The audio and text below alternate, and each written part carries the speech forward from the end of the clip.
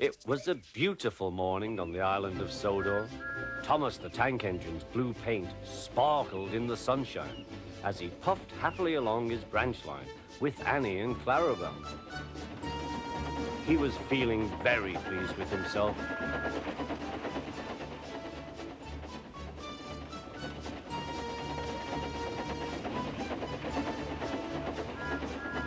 "Hello, Thomas," whistled Percy. "You look splendid." "Yes, indeed," boasted Thomas. "Blue is the only proper color for an engine." "Oh, I don't know. I like my brown paint," said Toby. "I've always been green. I wouldn't want to be any other color either," added Percy. Well, anyway, huffed Thomas, "blue is the only color for a really useful engine. Everyone knows that." Percy said no more. He just grinned at Toby. Later, Thomas was resting when Percy arrived.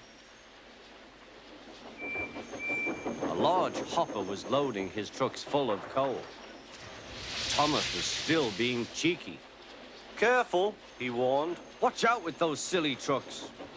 Go on, go on, go on," muttered the trucks. "And by the way," went on Thomas, "those buffers don't look very safe to me." The last load poured down. "Help! I'm choking!" cried Thomas. "Get me out!" Percy was worried, but he couldn't help laughing. Thomas's smart blue paint was covered in coal dust from smoke box to bunker.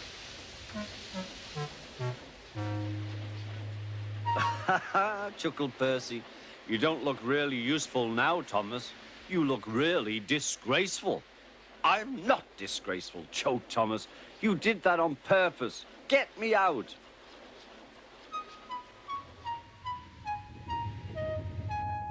It took so long to clean Thomas that he wasn't in time for his next train. Toby had to take Annie and Clarabel.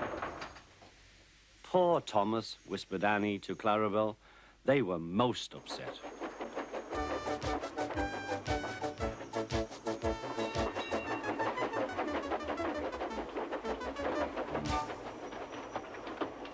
Thomas was grumpy in the shed that night. Toby thought it a great joke, but Percy was cross with Thomas for thinking he had made his paint dirty on purpose. Fancy a really useful blue engine like Thomas becoming a disgrace to the Fat Controller's railway.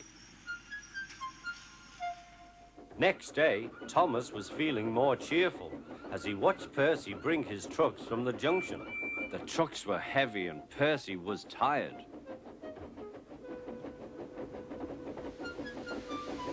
"Have a drink," said his driver, "then you'll feel better." The water column stood at the end of the siding with the unsafe buffers. Suddenly, Percy found that he couldn't stop. The buffers didn't stop him either. "Oh!" wailed Percy. "Help!" The buffers were broken and Percy was wheel-deep in coal. It was time for Thomas to leave. He had seen everything. "Now Percy has learned his lesson too," he chuckled to himself.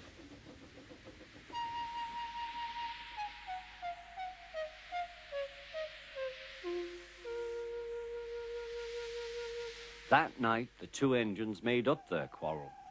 "I didn't cause your accident on purpose, Thomas," whispered Percy. "You do know that, don't you?" "Of course," replied Thomas, "and I'm sorry I was cheeky. Your green paint looks splendid again, too. In future, we'll both be more careful of coal."